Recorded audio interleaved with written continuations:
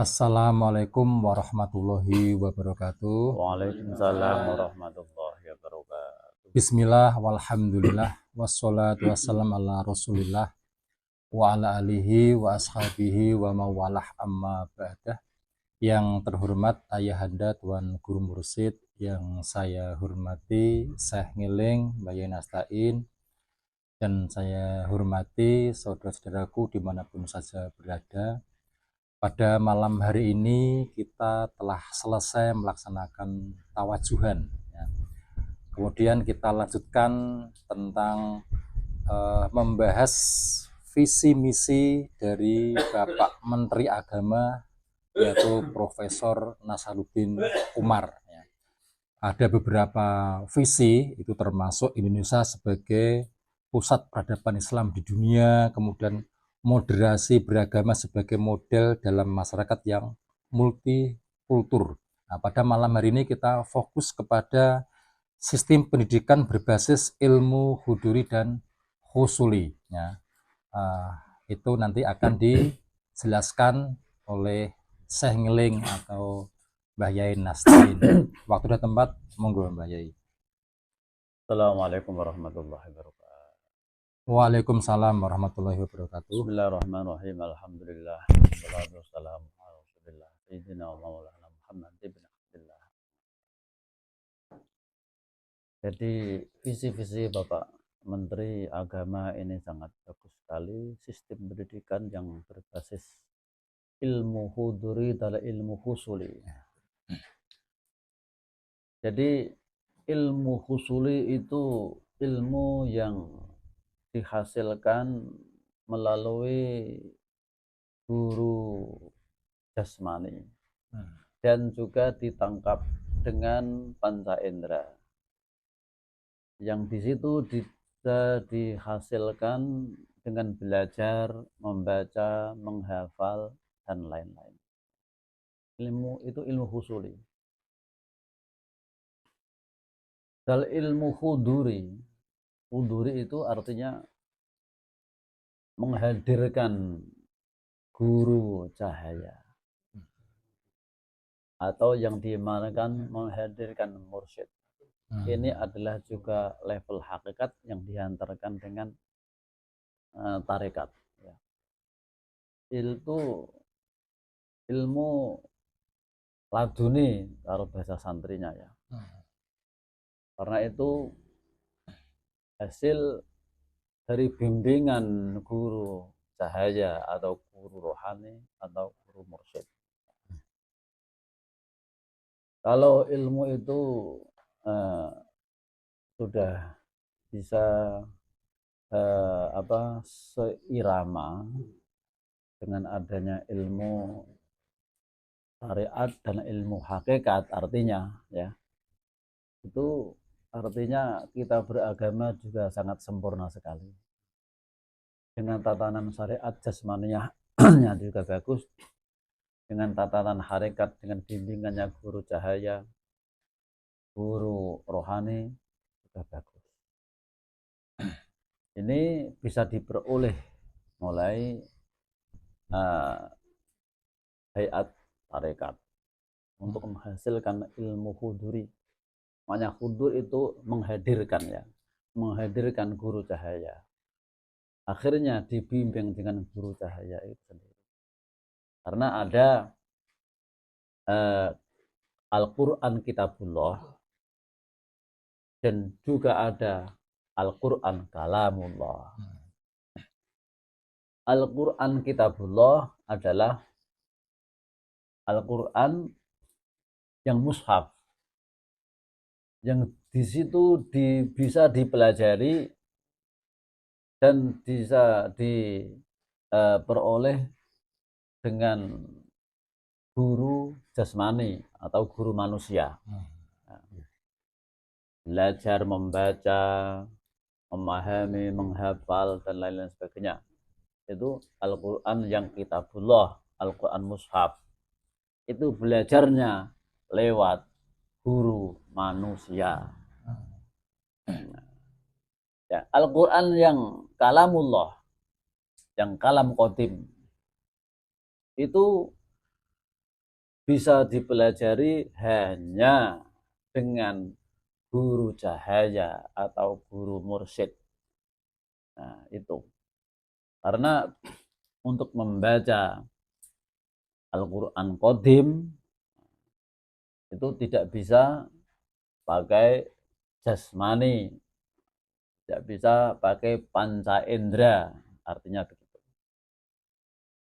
Nah, harus pakai ruh juga, ruh yang telah diisi, dibaiat dengan nur ilahiyah, atau yang dikatakan diisi dengan cahayanya kitab Qadim, sebagaimana diterangkan di dalam surat Asy-Syura ayat 52. Waqadzalika auhayna ilaika ruham min amrina ma kunta tadri mal kitabu walal imanu walakin ja'alna nuran nahdi bihi man nasya'u min ibadina fa innaka latahdi ila siratal mustaqim. Hanya orang-orang yang dikehendaki, yang ditunjuki saja untuk mendapatkan yaitu rohnya kitab Qadim itu yang telah dibaiatkan, dan juga ditanami nur iman sebagaimana diterangkan dalam surat Al-Hujurat ayat 14. Qalatil a'rabu amanna. Selanjutnya ya al-ayah. Itu ilmu huduri. Nah, dengan bimbingan ilmu atau guru cahaya ya, maka akan mendapatkan yang namanya ilmu laduni. Bahasa santinya seperti itu. Maka itu bisa mendapatkan ilmu hakikat. Ilmu hakikat artinya apa? Ada ilmu yang bisa difahami, bisa dirasakan, tapi sangat sulit untuk diuraikan dan dibicarakan. Itu ada. Kalau kita harus menjalani sendiri, harus kita praktek sendiri. Ada ilmu yang seperti itu harus bersungguh-sungguh di dalam menempuh jalan itu. Maka dari itu yang namanya kitab atau kalam Qadim dijelaskan di dalam Al-Quran itu hanya ada tiga perkara. Syahrul Ramadan alladzi unzila fihi al-Qur'anu hudal linnas wa bayyinatin minal huda wal furqan. Jadi Al-Qur'anul Karim itu diturunkan dari Lauhul Mahfuz itu di bulan Ramadan, diturunkan mandek berhenti di Sama'ud Dunya, di langit dunia, belum di bumi ya, di pintu antara dunia dan akhirat, pintunya. Nah, itu secara jumlatan wahidatan, secara sak gelondong bahasanya. Sak gelondong. Kemudian setelah itu diturunkan secara berangsur-angsur menurut kebutuhan manusia sampai 22 tahun ya, seumur Nabi ketika diangkat menjadi Rasul sampai akhir hayat. Itu isinya Quran Qadim hanya 3. 1, hudal linnas, menjadi petunjuk manusia. Nomor 2, wabayyinatim minal huda, menjadi penerang. Kalau sudah ditunjuki terus dipadangno menjadi penerang. Wal furqan, dan pembeda antara hak dan batil, antara jalan hidayah dan jalan kesesatan, jalan terang dan jalan kesesatan. Jadi intinya Quran Qadim yang ditanamkan dalam hatinya orang mukmin yang dipilih itu ada 3 unsur, yaitu hudal linas, menjadi petunjuk, dan bayyinatin minal huda, menjadi penerang dan penjelas, dan juga menjadi furqan, pembeda. Kalau sudah dapat itu, artinya sudah mendapatkan ilmu huduri. Nah, itu capaian itu ilmu huduri. Itu orang-orang ahli hakikat, ahli tarekat. Nah, itu ilmu huduri itu adalah Quran qadim atau ya, kalam qadim yang isinya 3 unsur, hudal linnas wa bayyinatin minal huda wal furqan. Itu sebagai penjelas tentang ilmu husuli dan huduri. Berarti kalau husuli itu berarti mendidik otak kita ya, panca indera otak kita ya. Kalau di huduri itu mendidik rohani kita. Iya, betul. Maka syukur alhamdulillah visi misi Bapak Menteri Agama sangat bagus sekali. Karena itu untuk mendidik warga Indonesia itu benar-benar supaya benar-benar bisa pinter dan juga dapat petunjuk. Artinya begitu.